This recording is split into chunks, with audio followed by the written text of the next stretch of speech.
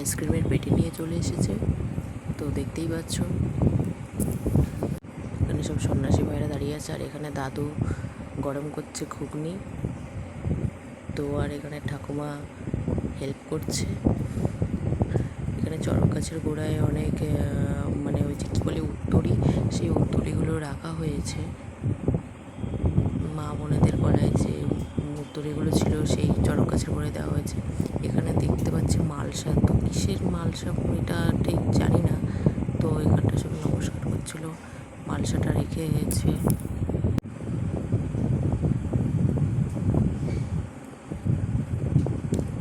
এখান দিয়ে আবার মালসা মাথায় করে নিয়ে আসছে ব্যান্ড পার্টি নিয়ে। তো জানি না, অনেক রকম নিয়ম আছে, সব চোখের দেখা আর কি। তোমরাও দেখো।